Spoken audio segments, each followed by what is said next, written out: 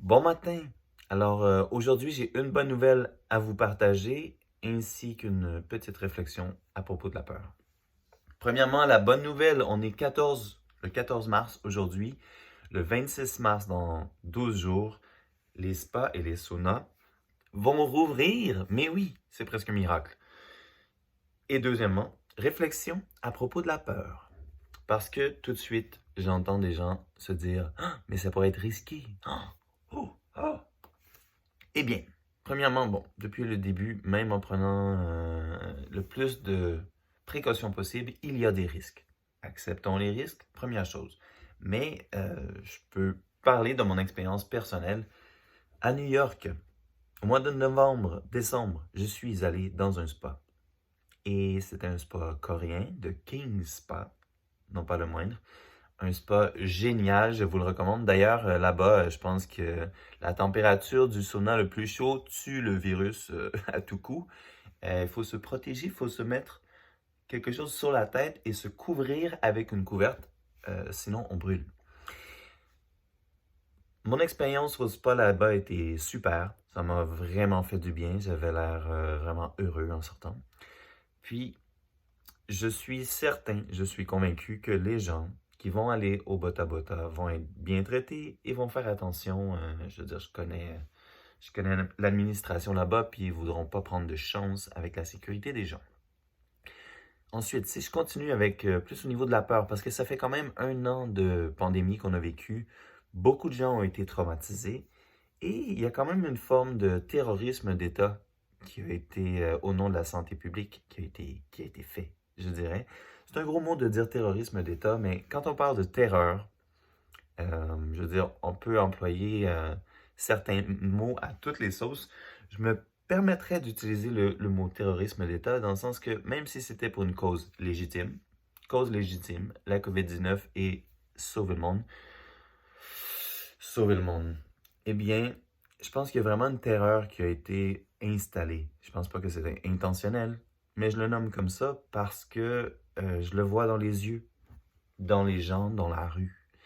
Et puis, en fait, je pense qu'il n'y a aucune étude qui a été publiée qui prouve que quand on a peur, on a moins de chances d'attraper la COVID. J'imagine que même ce serait peut-être le contraire, mais on n'aura jamais d'études qui nous prouvent ça, j'imagine. Mon point est que la peur est importante. Si vous avez peur, c'est normal et c'est important. C'est important parce qu'effectivement, on vit dans un contexte, on va dire, relativement dangereux. Pourtant, la peur ne va pas nous servir après qu'elle nous ait donné un signal. La peur est là pour nous donner un signal. Une fois que le signal est entendu, qu'est-ce qu'on fait avec la peur? Bon, je pourrais vous dire, mais prenez un rendez-vous en ligne avec Renaud Faneuf pour le massage néo-reikien. Ça va vous aider à débloquer vos peurs. Oui, faites-le. Faites-le si vous avez vraiment des problèmes avec vos peurs, s'il vous plaît. Mais, tout de suite, ici, maintenant, notre mâchoire, non? Notre mâchoire, le muscle du maxillaire, doit être le muscle le plus fort du corps humain et c'est notre meilleur mécanisme naturel de défense contre nos émotions. Nos émotions ne sont pas nécessairement une mauvaise chose, même si elles sont soi-disant négatives, même si elles sont difficiles à vivre ou à porter. Pourtant, on se défend de nos émotions. Pourquoi? On ne va pas entrer dans le pourquoi. Ça se passe, ça arrive. À quelque part, juste le fait que ça arrive, c'est assez pour qu'on en parle. Maintenant, qu'est-ce qu'on fait pour s'en libérer? Premièrement, je vous invite avec la conscience, notre meilleur outil dans la vie, non? Notre meilleur ami n'est pas le chien, c'est la conscience.